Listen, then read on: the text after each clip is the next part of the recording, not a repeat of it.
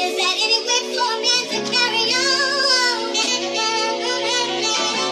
you think that I want my loved one home? I love you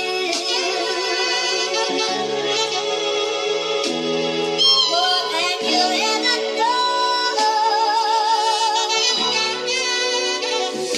I said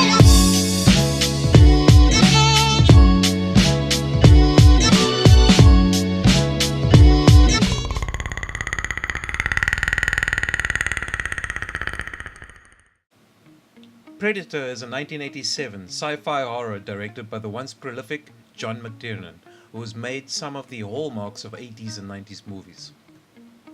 The original script was penned by the brothers Jim and John Thomas, who went on to write the sequel, which I will be reviewing in the next review.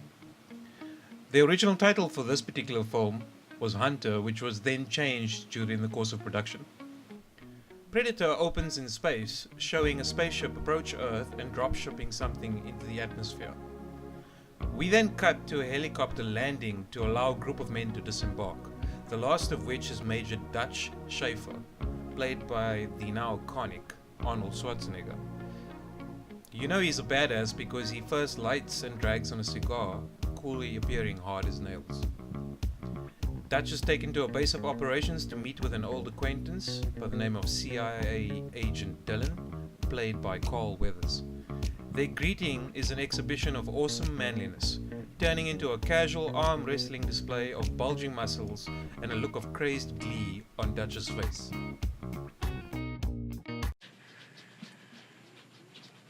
Okay. Never did know when to quit, huh?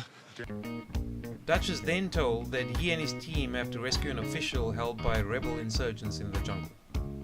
Dylan will be joining them to supervise the team, despite Dutch's objections.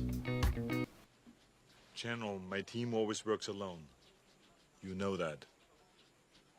I'm afraid we all have our orders, Major.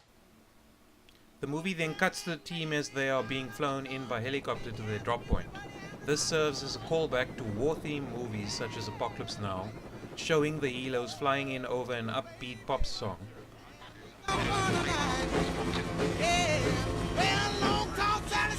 The scene also introduces us to Dutch's team. Sonny Landham as Billy Soul, Richard Chavez as Jorge Pancho Ramirez, Shane Black as Rich Hawkins, my personal favorite, Bill Duke as Mac Elliott, who has a penchant for shaving without shaving cream, and Jesse Ventura, playing Blaine Cooper, who enjoys chewing tobacco because this stuff will make you a goddamn sexual tyrannosaurus, just like me. It must be noted that Shane Black is the director for the upcoming Predator movie, releasing now in 2018. And he is himself a fairly accomplished writer and director. After the team introduction, Dutch and his team drop into the jungle and begin their search for the hostages. The movie takes on a much appreciated investigative thriller feel and showcases the team's ability to work together. Dylan in the beginning proves to be a slight liability at this point for the team and is quickly reprimanded by Mac.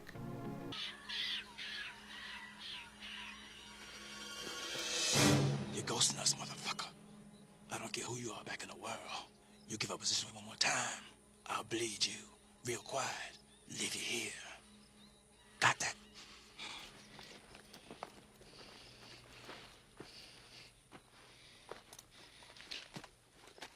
The team soon discover a downed helicopter, which the hostages had been flown in, and not far from there, 3 skinned bodies. These belong to Green Berets whom Dutch knew, and he realizes that he and his team were not the only ones tasked with saving the hostages. The deaths motivates the team to take on a more aggressive stance towards the insurgents, punctuated by Blaine's awesome Gatling gun reveal, which also shows us that they are being watched by someone or something.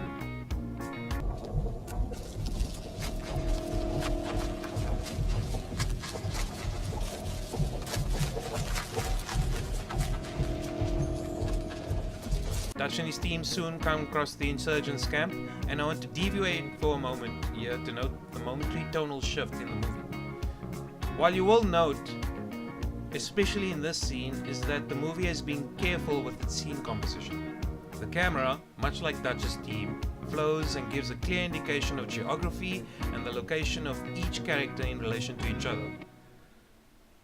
The result is an easy to flow visual continuity which the audience, without realizing, just naturally picks up the ebb and flow of the movie.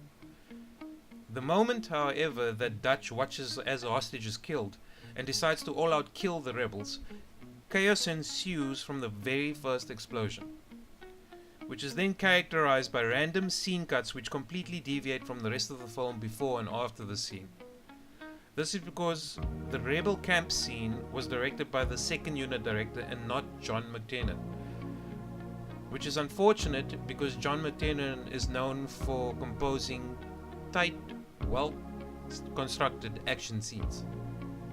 Also, I need to note that if Dutch hadn't blown up that helicopter in the rebel camp, they could have just flown right out of there. Movie over. That being said, this scene is in and of itself typical of 80s and 90s action, and I especially love the scene between Blaine and Poncho. Son of a bitch is dug in like an Alabama tick. You're hit. You're bleeding, man. I ain't got time to bleed. Oh. Okay.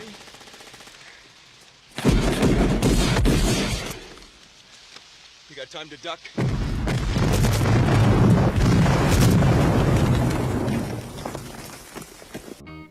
Once the action is over, Dutch confronts Dylan about the real reason for his team being tasked with finding the rebel camp. And this particular scene is surprisingly good in showcasing Arnold's acting ability. Got it. So what story did you hand to Hopper? Look, we've been looking for this place for months. My men were in that chopper when it got hit. Hopper's orders were to go in and get my men, and he disappeared. He didn't disappear. He was skinned alive. And my orders were to get somebody in who could crack these bastards. So you cooked up a story and dropped the 6 of us in a meat grinder. What happened to you, Dylan? You used to be somebody I could trust. I woke up. Why don't you? You're an asset. An expendable asset. And I used you to get the job done. Got it? My men are not expendable.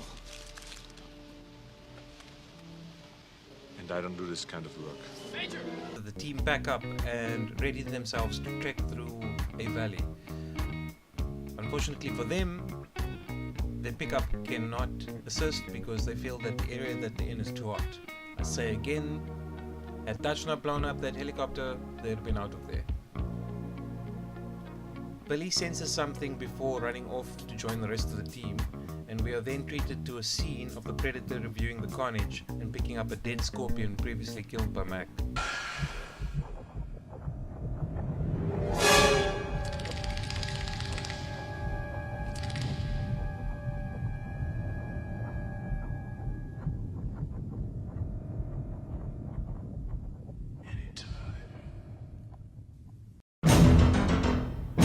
The soundtrack by Alan Silvestri, who himself has a large portfolio of movie soundtracks to his name, is bombastic and full of action cues. At times it can be very subtle and effective at conveying a creepy and eerie sense of dread throughout certain scenes in the movie. It's effective with its use of drums and trumpets to complement the tribal theme which Silvestri has composed for the movie, and it's very effective with its end result. The soundtrack is available for download or physical copy both from Amazon and surprisingly Takealot. It should come as no surprise to any of you watching this that Predator for me is a very good film. John McTiernan effectively took a B-grade movie plot and elevated it. All because he gave the entire movie a certain sense of thought and direction which very few directors in that particular field are able to achieve. The dialogue between the characters is natural and real, they're enjoyable to watch, and that is why when the deaths occur, you feel a genuine sense of loss. Some would say the hallmark of a good horror movie is not showing too much of the antagonist, which again feeds into our deep-seated psyche of something, well, effectively hunting us. Even in Predator, when the predator is revealed for the first time, it is cloaked, so it still leaves you with a sense of dread because you're not sure what you're looking at. When the predator is itself revealed in totality, the design of the creature is awesome, and to this day it's considered a timeless design by Stan Winston. The original design for the predator was somewhat silly, as the creature looked almost beetle-like in its design, and the actor in the original suit was none other than Jean-Claude Van Damme. He subsequently left the production because it was not the job he intended it to be, and was replaced with Kevin Peter Wall. Kevin, having been a hell of a lot taller than Jean-Claude,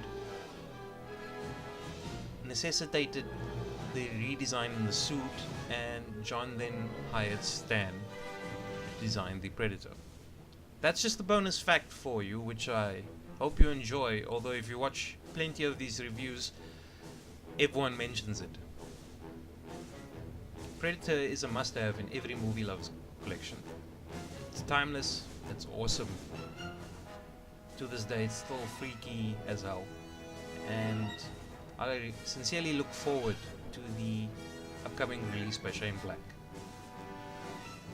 I definitely give it 5 out of 5 pigs killed in the dark,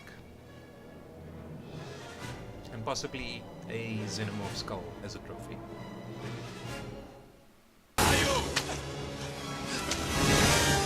Jesus. Got you, motherfucker. Killed you. Fuck. Jesus. You killed a pig. What the? Do you think you could have found something bigger? Yeah, fuck you, Roger. Fuck you.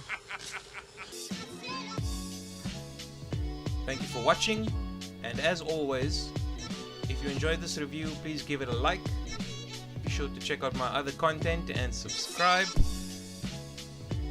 And be sure to visit my Patreon page. Any support you can provide will be appreciated. So stay safe, enjoy your movies, and I'll see you on the next review. Get to the chopper!